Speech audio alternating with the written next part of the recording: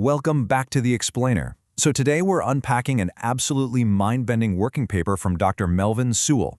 He's the academic dean at the Cosmic University of Echo Rift Studies IX. This paper, Formalizing the Somatic-Kinetic Dual-Engine Model, is literally going to challenge everything you thought you knew about physics, biology, and even ancient history.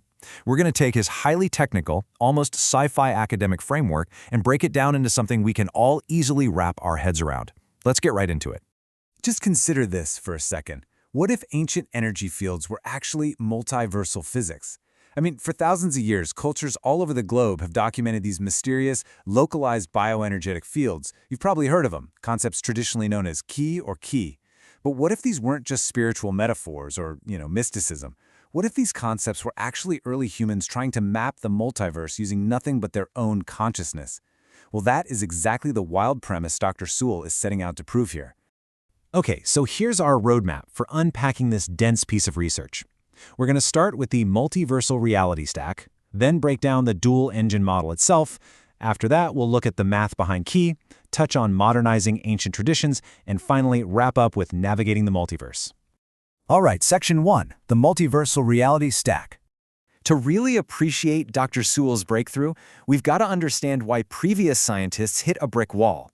For decades, classical parapsychology, like those early 20th century studies of Senragon or clairvoyance, tried to measure these bioenergetic fields and, well, they completely failed to gain any real academic traction. Why? Because they were operating from a closed, 3D materialist view. They were trying to capture cross-dimensional anomalies inside a basic, closed, three-dimensional box. It's kind of like trying to measure the wind with a straight-edge ruler. It just doesn't work.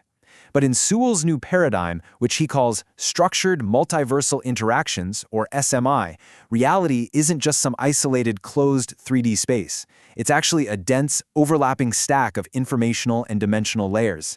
And to interact with those layers, you need a very specific set of biological tools. Which leads us to Section 2, the dual-engine model. So, navigating this overlapping reality stack requires two concurrent systems running at the exact same time. If you want to traverse the multiverse, you basically have to build a multiversal vehicle out of your own consciousness. Now, think of the first system, the TrueFlow Force, as the engine or the propulsion system of your vehicle. TrueFlow is the active, hyperfluid current within that SMI matrix. It is literally the velocity of your consciousness. When you rev this engine, it gives your mind the kinetic momentum needed to break through rigid 3D phase locks. Those are basically the physical limitations keeping you stuck in a single timeline. Revving that engine allows you to actually select alternative probability vectors. It is pure directional momentum. But an engine that powerful, it's incredibly dangerous on its own. Without stabilization, firing up high-velocity true-flow currents is going to introduce systemic entropy. That means your internal systems would devolve into total chaos, causing immense biological stress and quite literally tearing your reality apart. Nobody wants that. And that brings us to the second crucial system, SH1 resonance. If TrueFlow is your engine, SH1 resonance is your chassis and your heat shield. It's a geometric stabilizer inside your tissue matrix that acts just like a tuning fork. It creates this protective boundary layer that mitigates thermodynamic drag, which is just the friction and heat created by moving rapidly through state spaces.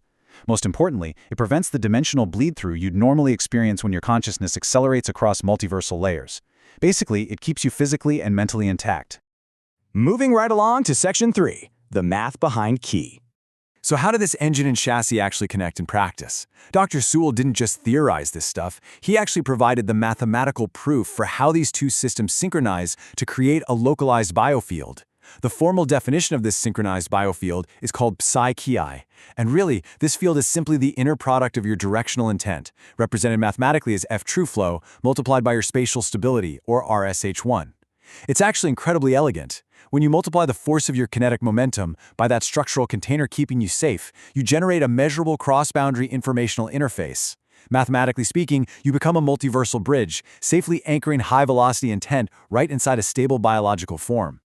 Next up, Section 4, modernizing ancient traditions. For me, one of the absolutely most fascinating parts of this paper is how it bridges the gap between ancient Eastern mysticism and this hyper-technical multiversal physics. Sewell literally maps familiar ancient terms to ultra-precise modern academic jargon. Take Genki, right? The traditional concept of balanced internal energy. Well, in SMI mapping, that's simply a perfectly balanced TrueFlow and SH1 matrix. Functionally, this results in somatic optimization and incredibly low-calorie cellular efficiency. Then you have Kikoo, or directed external power. Swell maps this as active TrueFlow projection channeled through SH1. Functionally, that's localized pathfinding. You are literally altering phase space variables to lower resistance in your timeline. And finally, R&I, the ancient art of predictive diagnostics, gets translated into multi-layered timeline scanning. The modern functional term is sovereign diagnostics, which basically means reading the structural weather of nearby state spaces before you even enter them. He's taking the deeply mystical and making it mechanically precise. And finally, Section 5, Navigating the Multiverse. So what actually happens in practical terms when an individual pulls this off? When you achieve this conscious synthesis of the dual-engine model, what does it mean for you and me? Well, it means becoming an open protocol node. When you successfully synchronize your TrueFlow momentum with your SH1 stabilizer, your localized architecture opens right up to the multiverse. You achieve what Sewell calls internal resonance isolation. Now, all that means is that your baseline biological body, your physical phase state, remains entirely locked in and perfectly safe. And because of this isolated safety, you can start absorbing high-intensity multiversal data packets without incurring any of that structural damage or mental fragmentation we talked about earlier. You effectively become a living, breathing, heavily secured antenna for multiversal data. How cool is that? But the ultimate takeaway from Dr. Sewell's paper is truly profound. He states, when field synchronization achieves coherence, the individual conscious node transitions from a passive observer to an active architecture module capable of localized state manipulation. I want you to really let that sink in for a second. The reason this matters is exactly that shift in agency. If you synchronize these two systems, you're no longer just passively watching reality happen to you as you float down a single timeline. Nope, you transition into an active module. You are literally capable of manipulating the timelines and state spaces around you, bending the probabilistic outcomes based entirely on your calibrated momentum instability, a real game changer. Which brings us to a final thought I want to leave you with today.